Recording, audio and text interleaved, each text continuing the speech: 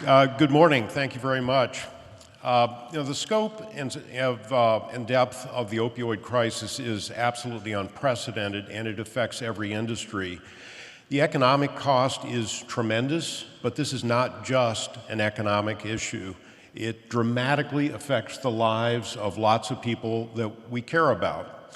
And the good news is that businesses have a huge impact on their employees, and businesses have an opportunity to significantly reduce the risk of their employees becoming addicted to opioids, and also in helping those who already have a problem. Project Opioid includes a task force of businesses that are exchanging best practices and developing a blueprint that other businesses can use to help get better outcomes for their employees. I hope those of you who are part of the business community will choose to join that task force and help us get the very best solutions that we can then share across Central Florida and beyond. I personally became involved in Project Opioid because I had two friends who gained unusually deep insights about this problem, and they educated me. One was Brad Rex, who founded eHome Counseling Group, which, among other things, provides addiction counseling by teleconference. And he educated me that the large majority of people who become addicted to opioids get started with a medical prescription. They were following doctor's orders. And the problem is that someone who's exposed to opioids for a single day has a 6% chance of becoming addicted. Someone who is exposed to opioids for 30 days has a 35% chance of becoming addicted. And once someone is addicted, it typically takes 8 years and 4 to 5 attempts to achieve a 1-year remission, according to John Kelly, a researcher and professor of psychiatry at Harvard Medical School. The cost of these interventions often depletes college savings accounts, retirement accounts, and results in many families having to file for bankruptcy. But another friend really brought it home for me on a personal level, and that was my friend Rick Van Warner, who I've known for many years. Rick and his wife Maria are two of the finest people I've ever known, and they're amazing parents. And yet, they had a son get addicted to opioids. And I got to see them turn over every rock, literally trying everything, and learning and researching. And I'm pleased to report that ultimately they're one of the success stories. Their son's alive, he's clean today, but the emotional cost and the financial cost have been absolutely tremendous. Rick is a former journalist. He actually used to be publisher of Nation's Restaurant News. And so he's really thorough about researching things. And he researched all of this and created a really great book called On Pills and Needles that documents their journey.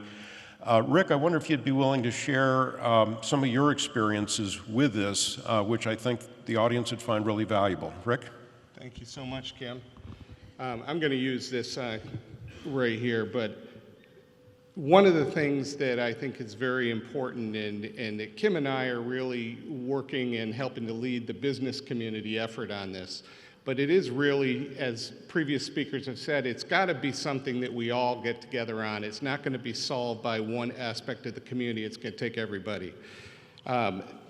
One of our 4 children, and all 4 of our children we raised the same in a Christian household, and you know, doing a lot of sports and scouts and all the things that you do with young children.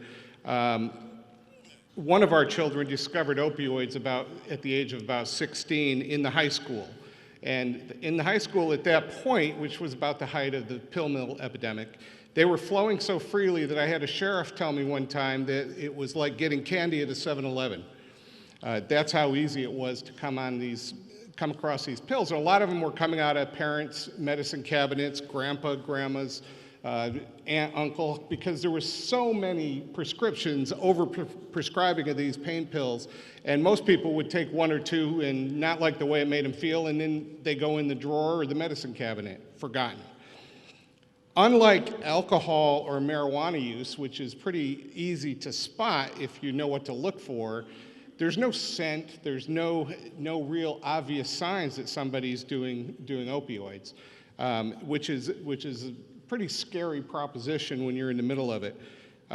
So we were completely unaware that he had any kind of issue with opioids until he just didn't come home from school one day. And that led to him disappearing and a multi-day, very frantic and traumatic search to try to find him hopefully alive. And we did. And that was the beginning of what was a decade journey of the vicious cycle of detox, recovery effort, therapy, relapse, do it again. So, you might have seen my op-ed in the Sentinel this weekend where I wrote and shared a little bit about this. But our son's path included that vicious cycle at least 13 times. My wife, Marie, and I, who's down here today, who, by the way, stood in drug dealers' driveways to recover a stolen car when I was out of town on a business trip. So she's a tough, very, very tough mom and very tough woman that has faced down, a 300-pound drug dealer. So she deserves a round of applause because she's the toughest one in the family. As Kim mentioned, the financial cost was crippling. We're at least a couple $100,000 into debt related to trying to keep our son alive and afloat. The emotional toll was even greater, and when the pill mill shut down, prevented him from getting opioid pills, like tens of thousands of others in our community, state, and of the, he turned to street pills and eventually heroin. Our son's use led to jail on a couple occasions. Other times he was homeless. Twice he was clinically dead from overdose and resuscitated.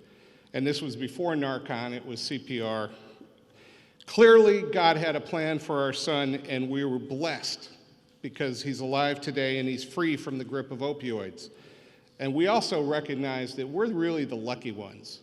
There's way too many parents who aren't so lucky and aren't so fortunate, and I hear from them every week. I hear from someone around the country because of the book that reaches out and has lost a child because of this or lost a spouse because of this.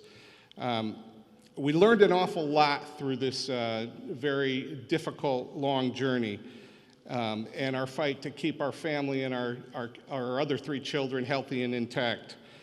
We learned that opioids really rewire a person's brain chemistry so that all they can possibly focus on when they're in addiction is on using to avoid the tremendous pain of withdrawal, which is about like the worst flu you ever saw times 10.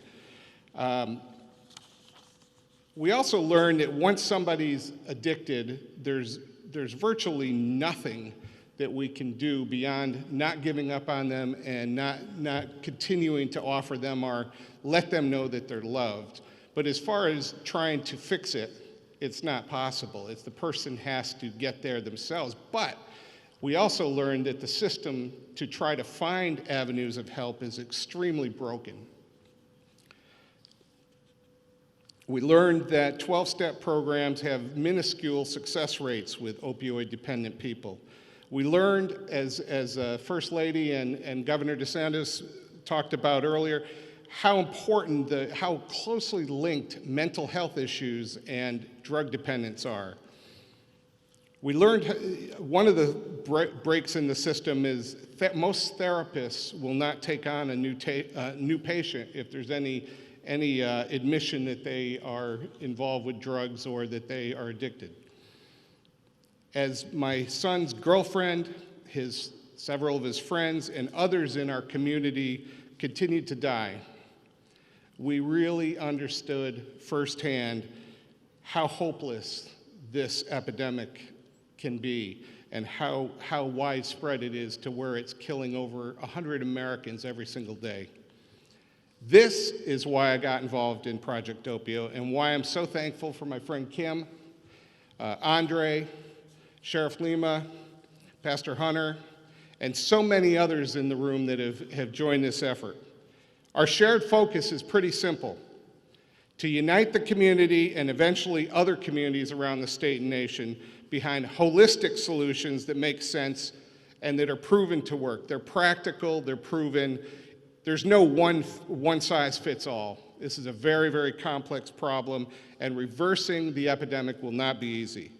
But it's something we must do and we can do by coming together. So we hope very sincerely that you all will join us and that you'll spread the word and that we will accomplish our goal of reversing the death statistics and also reducing the amount of opioid use and abuse that's out there. So thank you very much. Appreciate you being here today.